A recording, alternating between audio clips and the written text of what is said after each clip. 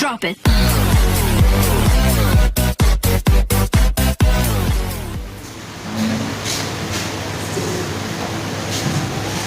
Ya, Beri salam. Assalamualaikum warahmatullahi wabarakatuh. Waalaikumsalam warahmatullahi wabarakatuh. Duduk siap.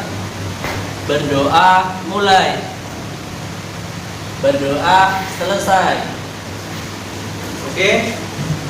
Untuk anakku, bagaimana kabarnya hari ini? Alhamdulillah, luar biasa. Allah Tetap semangat ya. Semangat. Sudah sarapan pagi tadi? Sudah Pak. Kan puasa Pak. Oh, puasa Senin Kamis ya? Oh, alhamdulillah sekarang sudah mulai belajar Senin Kamis ya. Iya Pak. Nah, sebelum kita mulai pelajaran kali ini, coba ditengok kanan kiri depan belakang. Kalau ada sampah tolong dipungut, dibuang di tempat sampah. Itu yang di belakang itu agak geseran supaya kelihatan. Nah, atau posisinya senyaman mungkin supaya dapat memahami pelajaran dengan maksimal. Oke, hari ini ada yang tidak berangkat? Kita langsung terlebih dahulu ya. Ya Pak. Ahmad Nur Rifai, Hadir Pak. sehat nak? Sehat Pak, alhamdulillah. Oke. Anwar Muhammad, Hadir Pak. Abdul Rocky, Hadir Pak. Nur Rahmah Karisma, Hadir Pak. Robiatul Aziza. Alfa Apa? Gak berangkat Pak? Gak berangkat? Apa? Kenapa? Nggak ada keterangan. Oh, nggak ada keterangan. Coba untuk ketuanya di ini ya konfirmasi ya. Siapa Iya. tahu dia sakit atau kenapa gitu. Oke, seperti biasanya di pelajaran Bapak, ketika mulai pelajaran itu kita awali dengan membaca surat apa? Surat pendek. Kemarin sampai surat apa? Kemarin sampai Al-Falaq, sekarang Al-Falaq. Al-Ikhlas. Oke, yuk untuk ketua kelas mulai yuk. A'udzu billahi minasy syaithanir rajim. Bismillahirrahmanirrahim. Qul huwallahul azim. Alhamdulillah. Oke, kita lanjut di materi minggu lalu ya. Kemarin kita masih membahas mengenai hukum tajwid. Oke, jangan lupa di buku tulis anak-anak semua, ketika kita mau melakukan suatu pembelajaran, di atasnya jangan lupa dikasih Bismillah supaya kita mendapatkan pahala. Tuh.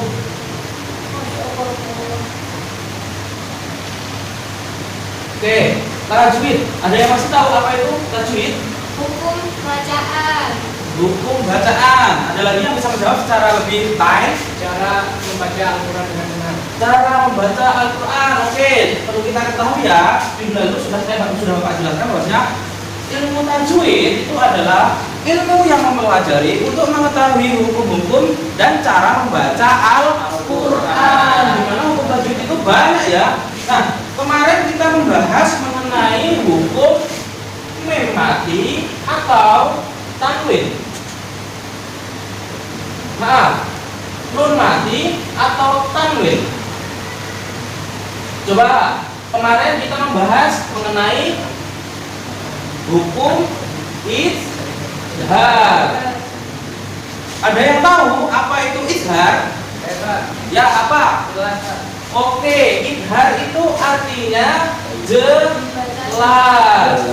Izhar itu jelas atau suatu kalimat di mana terdapat bacaan yang harus dibaca jelas. Ada yang masih ingat apa saja sih huruf-huruf izhar? Yuk, saya tahu. Alif. Ya, alif. Huruf-hurufnya yang pertama adalah alif atau hamzah. Lanjut. Ha. Lanjut. Ha. Lanjut. Kho. Terus ain dan ghain. 1, 2, 3, 4, 5 dan 6. Berarti huruf izhar dalam hijaiyah itu ada berapa jumlahnya? 6. Coba saya berikan satu contoh lagi ya. Satu contoh Mungkin ada yang lupa bagaimana sih cara mengetahui yang mana itu hukum idhar. Nah, di sini ada satu contoh.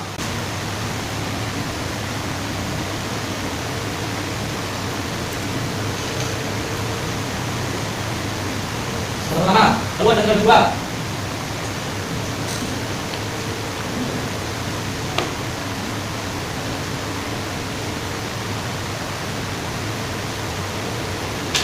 Yuk, siapa yang bisa membaca? Yuk, satu.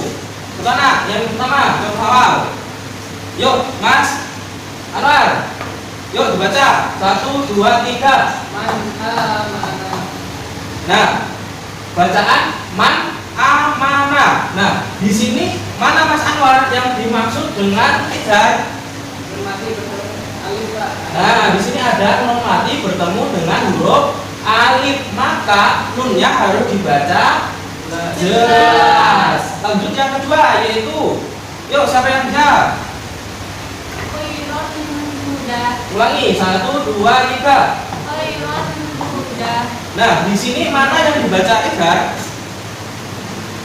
Ayo, yang mana?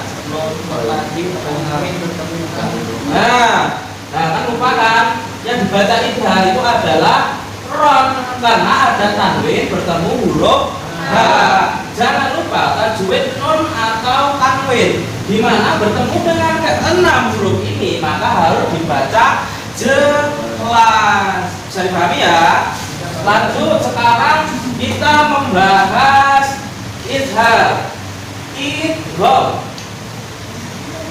Oke, lanjut ya. Kita hari ini akan membahas hukum tajwid nun mati atau tanwin, itu hukum bacaan idgham. Ada yang tahu arti idgham? Idgham itu artinya memasukkan. Nah, apa yang dimasukkan? Yang dimasukkan adalah huruf hijai. Ya. Nah, di sini hukum idgham itu terbagi menjadi dua. Yang pertama idgham bi gunnah. Lalu yang kedua idgham bila gunnah. Nah, di sini idgham bi gunnah artinya apa? Yaitu idgham yang dimana ketika terdapat nun mati atau tanwin bertemu dengan huruf bi gunnah itu dibaca dengung. Jadi arti idgham bi gunnah yaitu memasukkan disertai dengan dengung. Apa aja hurufnya? Ada yang tahu? Yuk, ada 4 huruf idgham bi gunnah. Yuk, siapa yang tahu? Nah, hurufnya itu ada 4. Yang pertama huruf ya, yang kedua huruf nun, yang ketiga huruf mim, dan yang keempat ada waw. Supaya anak-anak enak untuk menghafalkan, biasanya di dalam kitab Tamyiul Qori itu dibaca ya itu. Berarti huruf ya, nun, mim, dan waw. Lanjut idgham bila gunnah. Arti bila gunnah sendiri apa? Ada yang tahu? Nah, benar sekali keterangan Bapak sama Bapak. Nah, arti bila gunnah yaitu memasukkan tidak disertai dengan dengung. Jadi nanti kita ketika membaca Al-Quran terdapat kalimat non mati atau tanwin bertemu dengan salah satu huruf bila gunnah itu dengan dibaca memasukkan tapi tidak sertai dengung. Ada 2 huruf idgham bila gunnah. Yuk, siapa yang tahu? Lam dan ro. Nah, di sini ketika teman-teman ingin menghafalkan supaya enak, itu biasa dibaca laro.